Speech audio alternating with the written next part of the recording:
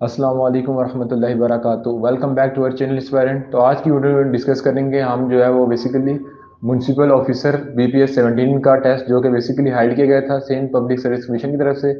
तो हमने बेसिकली जो है इसका एक पहला जो टेस्ट बेसिकली वो 28 मई को हाइड किया गया था, और इसका जो सेकंड टेस्ट है वो 29 मई को हाइड किया गया था।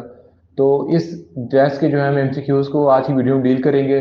तो जो टेस्ट में एमसीक्यूज आए थे उनका राइट आंसर क्या है।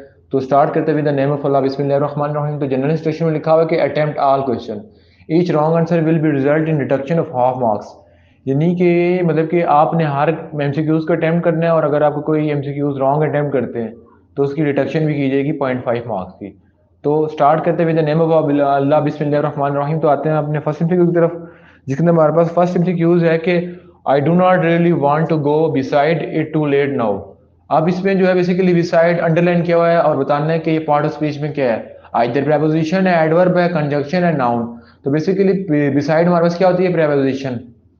उसके बाद मूव करते हैं नेक्स्ट एमसीक्यू की तरफ, जिसके अंदर लिखा हुआ है कि this finger does not bound well for a company future. अब बॉडीड जो है बेसिकली क्या है, कौन सा पार्ट ऑफ स्पीच है, एडजेक्टिव, एडवर्ब है, कंजंक्शन है या वर्ब है। तो बेसिकली बॉडीड इज वर्ब। उसके बाद मूव करते हैं नेक्स्ट एमसीक्यू की तरफ, जिसके अंदर हमारे पास लिखा हुआ है कि द फैमिली वाज टिंची प्रोटेस्टेंट। अब आइडेंट मतलब कि जो आइडेंटिफाई द अंडरलाइन वर्ड।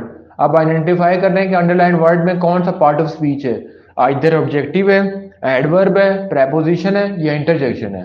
तो जो इसका राइट ऑप्शन है बेसिकली थर्ड वाले का वो है एडवर्ब। उसके बाद मूव करते हैं नेक्स्ट एमसीक्यू की तरफ, जिसके अंदर लिखा हुआ है कि it is a small car yet it is surprisingly spacious. अब जो है येट बेसिकली कौन सा एडजेक्टिव है, कंजंक्शन, एडवर्ब, प्रेपोजिशन या इंटरजेक्शन। तो yet is basically use to combine two different sentence. तो येट यहाँ पे दो सेंटेंस को मिला रहा है, तो बेसिकली कंजंक्शन। कंजंक्शन की प्रॉपर्टी होती है कि it is use to combine two different sentence. तो मूव करते हैं नेक्स्ट एमसीक्यू की तरफ, जिसके अंदर हमारे पास एमसीक्यू नंबर हमारे पास 5 है। our defeat was accepted but it is disappointed nevertheless। अब nevertheless अंडरलाइन वर्ड है, ये बेसिकली क्या है, कंजक्शन है, एडवर्ब है, प्रेपोजिशन है या इंटरजेक्शन है। तो basically nevertheless is an adverb. उसके बाद मूव करते हैं नेक्स्ट एमसीक्यू की तरफ, जिसके अंदर लिखा हुआ है कि Iltaf was acquitted after whirlwind trial. अब whirlwind ट्रायल का ऑपोजिट वर्ड का ऑपोजिट मीनिंग क्या होगा, whirlwind का ऑपोजिट मीनिंग क्या होगा, वेरी फास्ट, वेरी स्लो या वेरी फास्ट या वंडरफुल। तो बेसिकली whirlwind ट्रायल बोलते हैं कि बहुत तेज ट्रायल। तो बेसिकली इसका जो ऑपोजिट हो जाएगा वेरी स्लो। तो जो क्वेश्चन नंबर 6 का एमसीक्यू नंबर 6 का जो राइट ऑप्शन है वो आ रहा है 6 का जो है वो बी पार्ट, वेरी स्लो। उसके बाद मूव करते हैं क्वेश्चन नंबर 7 की तरफ। The diurnal rotation of an earth is regular. अब ड्यूनरल जो है वो उसका ऑपोजिट मीनिंग क्या होगा, either neutron, material, married, in principle या रोटेशनल। तो बेसिकली जो हमारे पास जो ड्यूनरल का जो मतलब कि जो राइट ऑप्शन है वो क्या है, ये नेकाट्रोनल। यानी ड्यूनरल का जो ऑपोजिट मीनिंग वो क्या आता है, नोकाट्रोनल। उसके बाद मूव करते हैं क्वेश्चन नंबर 8 की तरफ कि his health degenerate quickly, choose the opposite word of meaning. यानी डिसजनरेट का ऑपोजिट मीनिंग क्या होगा, तो डिसजनरेट का मतलब क्या होगा, ऑपोजिट एक्टिव। डिसजनरेट उसको बोलते हैं जो एक बंदा बहुत स्लो मतलब लेजी हो, तो उसका ऑपोजिट क्या हो जाएगा, एक ऐसा बंदा जो एक्टिव हो। अब दे मैनेज नेक्स्ट में they manage to live without any of us realized. अब इसमें एरर कहाँ है, बेसिकली एरर इसमें आ रहा है लास्ट में, रियलाइज्ड में। अब जो है इसमें बेसिकली मैनेज था वो क्या है, हमारे पास वर्ब है। तो अब रियलाइज्ड को फिर वर्ब ने हमारे पास जो कि अलग के रियलाइज के ऑब्जेक्ट है। तो उसके बाद जो इसमें ऑप्शन सॉरी एरर आ रहा है वो किस ऑप्शन में आ रहा है, डी में आ रहा है। उसके बाद मूव करते हैं नेक्स्ट एमसीक्यू की तरफ, जिसके अंदर लिखा हुआ है कि last but not the least I would like to thank all of you. अब last but not the least is an item, इसके अंदर कोई एरर नहीं आ सकता, I would like to thank all of you. तो इसमें जो एरर आ रहा है सेंटेंस में वो बेसिकली डी में आ रहा है। उसके बाद मूव करते हैं नेक्स्ट एमसीक्यू की तरफ, जिसके अंदर लिखा हुआ है कि name of person who discover Australia in 1606। यानी ऐसा कौन सा पर्सन था जिसने 1606 में ऑस्ट्रेलिया को डिस्कवर किया गया था।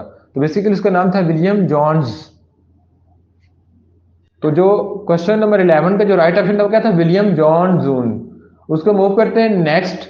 Abbasid rule out most of Islamic world in from 70 मतलब कि अब्बासिद ने रूल किया था इस्लाम पे 750 एडी टिल कितने तक? तो बेसिकली जिसका राइट ऑप्शन है वो 1258 एडी तक, जो अब्बासिद कैलिफ ने रूल किया था वो 750 एडी से लेके 1258 एडी तक किया था। तो जिसका राइट ऑप्शन बनता है वो ऑप्शन नंबर बी। उसके बाद मूव करते हैं नेक्स्ट एमसीक्यू की तरफ कि the battle of Uhud was fought in, यानी जो है ओहद की जो जंग थी वो कब लड़ी गई थी? वो बेसिकली लड़ी गई थी 625 एडी को। उसके बाद मूव करते हैं नेक्स्ट एमसीक्यू की तरफ, the making of Pakistan is written by, तो जो इसका राइट ऑप्शन है वो आता है रिचर्ड सेमंड्स। अब basically the making of Pakistan को जो है वो पाकिस्तानी का किसी राइटर ने लिखा गया था, तो वो राइटर था बेसिकली खुर्शीद कमाल अजीज। जो उसके अलावा जो हमारे पास फेरनी वेलपोर्ट जो है वो बेसिकली उसने जो है वो पब्लिश की थी किताब जिन्ना ऑफ पाकिस्तान। तो इस पे आपने कंफ्यूज नहीं होनी थी। मेकिंग ऑफ पाकिस्तान जो है मतलब कि किसी ब्रिटिश साइंटिस्ट ने रिटर्न किया था, वो ब्रिटिश राइटर जिसने मतलब राइट की थी उसका नाम था रिचर्ड सेमोंड, और जो पाकिस्तानी राइटर ने राइट की थी उसका नाम था खुर्शीद कमाल अजीज। उसके बाद मूव करते हैं नेक्स्ट एमसीक्यू की तरफ, जिसके अंदर लिखा हुआ है कि river river Nile finally fell in which of the following sea, यानी रिवर नील किस में मतलब कि गिरता है? तो बेसिकली वो गिरता है मेडिटेरियन सी में। उसके बाद मूव करते हैं नेक्स्ट एमसीक्यू की तरफ, जिसके अंदर लिखा हुआ है कि instrument use for measuring the depth of ocean, यानी ऐसा कौन सा इंस्ट्रूमेंट जो यूज किया जाता है ओशन की गहराई को मालूम करने के लिए? तो जो ओशन की गहराई को मालूम करने के लिए इंस्ट्रूमेंट यूज किया तो उसका नाम है फैथोमीटर। उसके बाद मूव करते हैं नेक्स्ट न्यूज की तरफ, जिसके अंदर लिखा हुआ है कि आर्चिमीड वर्क ऑन, आर्चिमीड बेसिकली किस प्रिंसिपल वर्क करता है? Principle of flotation. Flotation flotation mean के बेसिकली कौन से प्रिंसिपल वर्क कर है? तो बेसिकली आर्चिमीड हमारे पास एक ऐसा रूल है जो कहता है कि लेट्स सपोज हम किसी लकड़ी को फेंकते हैं पानी के अंदर, तो वो पानी की सतह पर तैरती रहती है, लेकिन हम थोड़ी लाइट वजनी चीज यानी लकड़ी के अलावा किसी चीज को फेंकेंगे तो वो क्यों डूब जाती है? तो बेसिकली जो उसको मतलब कि डिटेल में हमें बताया गया है कि डिटेल में उसको प्रिंसिपल किस प्रिंसिपल काम कर रही थी, लकड़ी के गिर तैरती रहती है वो डूबती नहीं है, तो बेसिकली किसने बताई थी? आर्चिमीड ने। उसको मूव करते हैं नेक्स्ट एमसीक्यू की तरफ, जिसका लिखा हुआ है arteries blood pressure is measured by, यानी जो ये बायो का क्वेश्चन है कि मतलब कि जो हमारे पास आर्टरीज है उसका ब्लड प्रेशर को मेजर करने के लिए कौन सा इंस्ट्रूमेंट यूज करता है? तो बेसिकली होता है स्पायो गैमेनोमीटर।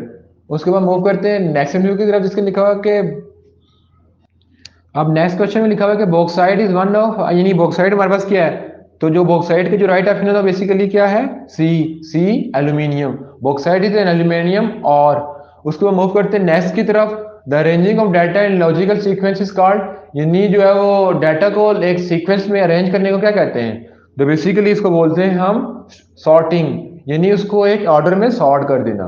उसके बाद नेक्स्ट एमसीक्यूज है जो हमारे पास 21 नंबर एमसीक्यूज है कि the world justice project rule of law index 2021 has rank out of 139 nation, यानी वर्ल्ड जस्टिस प्रोजेक्ट रूल जो 2000 मतलब के 21 में जो रैंक किया गया था 139 नेशन के अंदर पाकिस्तान की तरफ से, तो वो कितने रैंक पे था? तो बेसिकली जो हमारे पास 21 का जो राइट ऑप्शन बनता है वो क्या है? डी, यानी 130 रैंक पे था, यानी out of 139 country the world justice project rule मतलब पाकिस्तान में से वो कितने पे था? 130 रैंक पे था। उसके बाद क्वेश्चन नंबर 22 पे मूव करते हैं, जिसके अंदर हमारे पास लिखा हुआ है कि on October 8, 2021, the federal government issued has commemorative coin of Rs 70 to mark 70th year of diplomatic relation with, तो बेसिकली जो इसका राइट ऑप्शन आता है कि जो पहले इसको समझने की कोशिश करते हैं कि अक्टूबर 8, 2021 जो मतलब फेडरल गवर्नमेंट ने एक इशू जो है किया था, इशू जनरेट किया था जो 70 to mark 70 year of diplomatic relation, वो किस साथ किया था? जर्मनी के साथ, साउथ कोरिया के साथ, फ्रांस के साथ या स्विट्जरलैंड के साथ? जो 22 का जो बेसिकली राइट ऑप्शन आ रहा है वो क्या है? जो हमारे पास जो है वो फेडरल गवर्नमेंट ने जो इशू कमोरेटिव कॉइन का वो इशू मतलब सॉल्व किसके साथ किया था? जर्मनी के साथ। उसके बाद मूव करते हैं एमसीक्यूज नंबर 23 की तरफ, जिसके अंदर हमारे पास मेंशन है कि 23 नंबर एमसीक्यूज में कि Taxila was a famous site of dash. अब टेक्सला हमारे पास क्या फेमस साइट है? तो टेक्सला में हमारे पास जो फेमस साइट है वो क्या है? Stone engraving. उसके बाद मूव करते हैं नेक्स्ट एमसीक्यू की तरफ कि when did Vasco da Gama come to India, यानी वास्को द गामा इंडिया में कब आया था? तो बेसिकली जो वास्को द गामा इंडिया में आया था वो बेसिकली आया था 1498 में। उसके बाद मूव करते हैं नेक्स्ट एमसीक्यू की तरफ, जो कि बेसिकली मुगल बादशाहों की तरफ लिया गया कि इन 1757 सिराजुद्दौला वाज डिफीटेड बाय, यानी 1757 में सिराजुद्दौला ने किसको हराया था? तो बेसिकली 1757 में सिराजुद्दौला ने हराया था रॉबर्ट कैलाइव को। तो बेसिकली हमने फर्स्ट पार्ट में 1 से लेकर 25 एमसीक्यू तक कवर किए। तो इंशाल्लाह नेक्स्ट पार्ट में हम कवर करेंगे 1 से मतलब कि 25 से ऑनवर्ड एमसीक्यू को कवर करेंगे। तो उसके अलावा अगर आपको कोई भी क्वेरी है इन क्वेश्चन में या इन एमसीक्यूज में या कोई चीज़ समझ नहीं आ रही, तो आप हमें कमेंट सेक्शन में पूछ सकते हैं, या हमारा ऑफिशियल पेज है एस्पायरेंट के नाम से, उसको आप विजिट करके उधर भी आप क्वेश्चन पूछ सकते हैं। तो उम्मीद करता हूँ आज की वीडियो पसंद आई होगी। इंशाल्लाह नेक्स्ट पार्ट में फिर से आपकी खिदमत में हाजिर होंगे। तब तक अल्लाह हाफिज़।